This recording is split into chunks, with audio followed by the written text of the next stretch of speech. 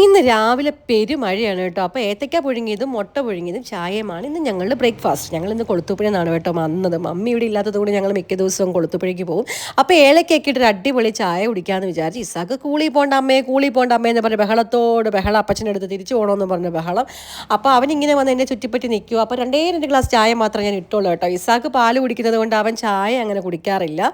പിന്നെ അതേ ഒരു ലോഡ് പാത്രമുണ്ട് കഴുകാൻ. ഇത് ഞാൻ ഫ്ലിപ്കാർട്ടിൽ നിന്ന് മേടിച്ച് നല്ല കളർഫുൾ ആയിട്ടുള്ള കുറച്ച് ചായയുടെ കപ്പാണ് കേട്ടോ. എനിക്കതിങ്ങനെ കളർഫുള്ളായിട്ടിരിക്കുന്നത് ഭയങ്കര ഇഷ്ടം. അപ്പോൾ അതുകൊണ്ട് ഞാനതിങ്ങനെ നിരത്തി വെച്ചു, ഒരു സന്തോഷമായിക്കോട്ടെ എന്ന് വെച്ചു. പിന്നെ അമ്മ കൊളുത്തുപുഴയിൽ ചോറും ഒരു ഇഞ്ചിക്കറിയും വാഴച്ചുണ്ടും പയറും കൂടിയിട്ടുള്ള തോരനും പിന്നെന്തായിരുന്നു മോരും പിന്നെ എന്താ ചമ്മന്തിപ്പൊടിയും കൂടെ തന്നു വിട്ടു. അപ്പോൾ അതുകൊണ്ട് ചോറിന് ഇന്ന് എന്താന്ന് പറഞ്ഞാൽ എനിക്ക് വലിയ പാടില്ലായിരുന്നു. അപ്പോൾ അമ്മ ഇങ്ങനെയൊക്കെ ഇടയ്ക്ക് തന്നു വിടും മമ്മി ഇല്ലാത്തതുകൊണ്ട്.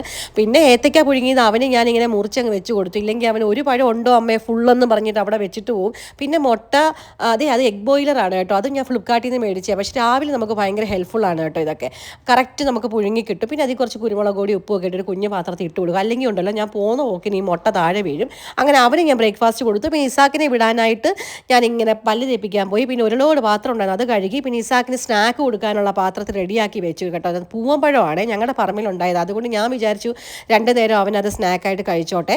ഒന്നിനകത്ത് അലുവയും പൂവമ്പഴവും, ഒന്നിനകത്ത് കുറച്ച് കാഷ്യൂ നട്ട്സും ഇട്ടു. പിന്നെ ചോറ് സെയിം തൊമ്മിക്ക് കൊടുത്ത പോലെ തന്നെ അവനും പൊതുങ്ങി ഞാൻ ബാഗിൽ വെച്ചു കേട്ടോ.